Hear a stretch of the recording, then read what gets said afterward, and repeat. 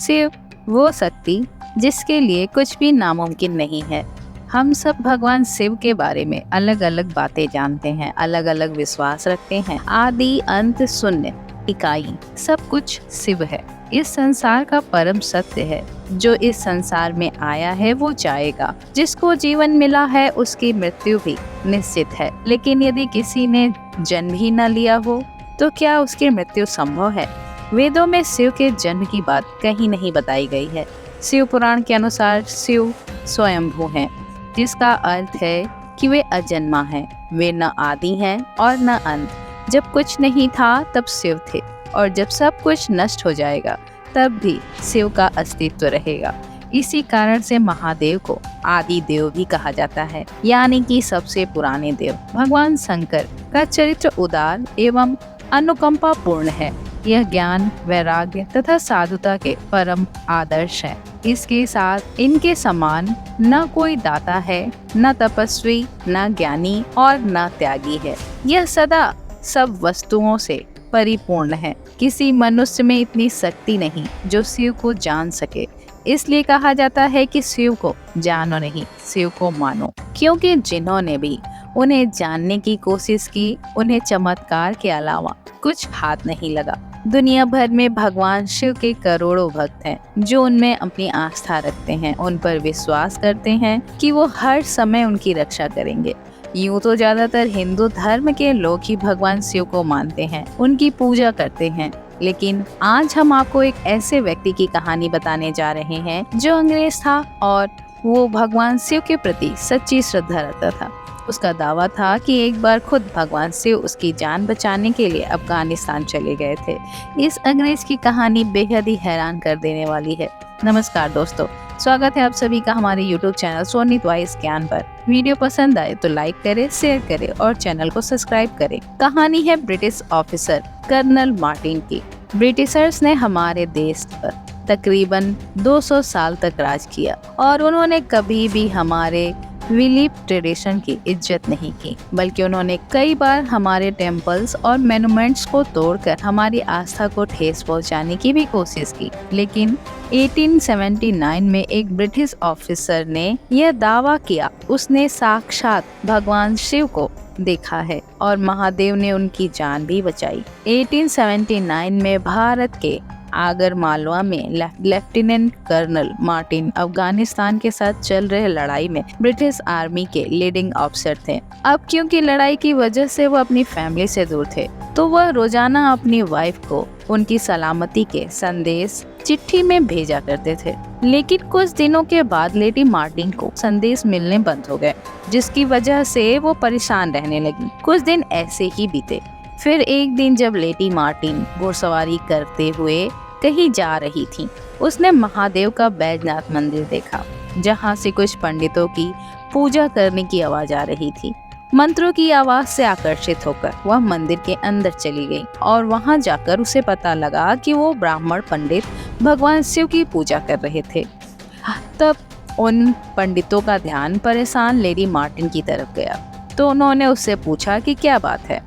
तब lady Martin ने पंडितों को सब बताया और सब कुछ सुनने के बाद पंडितों ने लेडी मार्टिन को यह सुझाव दिया कि उसे भगवान शिव की पूजा करनी चाहिए, क्योंकि भोलेनाथ बहुत भोले हैं और वह अपने भक्तों की पुकार सदैव सुनते हैं। इसके बाद लेडी मार्टिन ने अपने पति को बचाने के लिए शिव जी के बीज मंत्र ओम नमः शिवाय का 11 दिन का लघु रुद्री अनुष्ठान चालू कर दिया। 11 दिन तक उसने अपने पति की सलामती की गुहार लगाई। उसने यह मन्नत भी मांगी कि अगर उसका पति सही सलामत घर वापस आ जाता है तो वह उस टेम्पल का नवीनीकरण कराएगी। अनुष्ठान के आखिरी दिन एक डाकिया आया और उसने लेडी मार्टिन को एक चिट्ठी दी, जो कि उसके पति के द्वारा भेजी गई थी।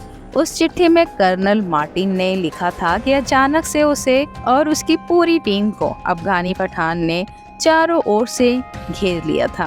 वो पूरी तरह से अपने जीने की उम्मीद छोड़ चुका था। लेकिन अचानक एक दिन एक योगी के वेश में कोई आया, जिसके लंबे बाल थे और हाथ में त्रिशूल था। उसे देखते ही सारे पठान भाग गए और हम सबकी जान बच गई। मार्टिन ने कहा कि उस योगी ने मार्टिन से बात करते हुए यह बताया कि क्योंकि वह उसकी वाइफ की प्रेयर से खुश था, इसलिए वो वहाँ उसे बचाने आया है।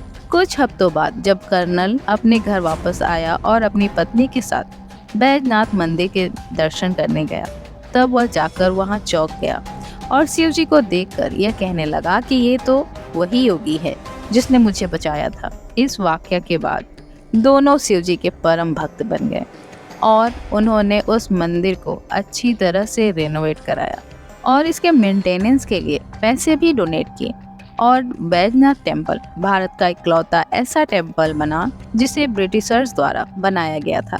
ऐसी ही अनेकों कहानियां हैं जो शिव के होने का प्रमाण देती हैं। महादेव को खुश करने का सबसे पावन वक्त माना जाता है सावन के महीने को, जो अभी चल रहा है। हिंदू धर्म के अनुसार सावन का महीना भगवान शिव को समर्पित है। शिव पुराण के अनुसार सावन मास में भगवान शिव माता पार्वती के साथ इस धरती पर निवास करते हैं। वैसे तो महादेव की उपासना कभी भी की जा सकती है, लेकिन सावन का महीना सबसे उत्तम वक्त माना जाता है उनकी उपासना के लिए। लेकिन ऐसा आखिर क्यों सावन का महीना महादेव को इतना प्रिय है, आइए जानते हैं। सबसे पहले तो कहा जाता है कि भगवान शिव ने इसी महीने में माँ सती के रूप माँ पार्वती को दोबारा शादी की थी, इसलिए उन्हें यह माँ बेहद प्रिय है। और दूसरी कथा जो सावन महीने की विशेषता बताती है वह है समुद्र मंथन की। क्षीर सागर में देवताओं और राक्षसों ने मिलकर अमृत की प्राप्ति के लिए समुद्र मंथन किया था। जब मंथन शुरू हुआ तो सबको आखिर उस अमृत की तलाश थी, जिसे पाने के लिए देवताओं और दानवों में होड़ मची हुई थी। ऐसे में दोनों ने परस्पर मंथन जारी रखा। इस मंथन में सबसे पहले कालकूट नामक विष, जिसे हलाहल कहा जाता है, वह निकला। विष निकलने के बाद 14 तरह के अद्भुत रत्न की प्राप्ति हुई, जिसमें सबसे अंत में अमृत निकला। कहा जाता है कि इस विष में गंध और निकल रही तीव्र ज्वाला से सभी देवता और राक्षस बेचैन होकर त्राहिमाम करने लगे। उन्हें कहीं फेंका नहीं जा सकता था, क्योंकि इसका तेज इतना था कि यह समस्त सृष्टि का विनाश कर सकता था। अब तक हुए इस मंथन में अमृत निकलना बाकी था। अब देवता और दानव दोनों को समझ नहीं आ रहा था कि इस विष हलाहल का क्या किया जाए। तब देवता और दानव को कोई उपाय नजर नहीं आया तो सभी मिलकर देवों के देव महादेव के पास सहायता मांगने पहुंच गए। उन्होंने महादेव से कहा कि महादेव, अब आप ही हम लोगों का कल्याण कर सकते हैं और इस मंथन में निकले विष का क्या उपाय किया जाए, इसे लेकर याचना करने लगे। महादेव ने देखा कि देवता और दानव इस हलाहल का कोई हल नहीं निकाल पा रहे हैं और इसे कहीं सृष्टि पर छोड़ा गया। न तो किसी राक्षस में इतना थी और न ही देवों में इसे ग्रहण करने की ताकत। इसलिए स्वयं देवों के देव महादेव ने इस विष का प्याला उठाया तथा एक ही पल में संपूर्ण विष को मंद मंद मुस्कुराते हुए अपने कंठ में उतार लिया। कंठ तक आते आते भगवान महादेव का कंठ नीला पड़ने लगा। इसे देख माता पार्वती ने महादेव के कंठ पर फौरन हाथ रख दिया और इस विष को नीचे उतरने से रोक लिया, जिसकी वजह से वह विष महादेव के कंठ में ही स्थिर यानी रुक गया। इस विष का प्रभाव इतना ज्यादा था कि महादेव का कंठ नीला पड़ गया। तब से महादेव को नीलकंठ महादेव के नाम से भी जाना जाता है। और क्योंकि सावन के महीने में सबसे अधिक वर्षा होती है, विष से निकल रही गर्मी को शांत करने में मदद करती है, इसलिए भगवान शिव को यह महीना सबसे अधिक प्रिय है।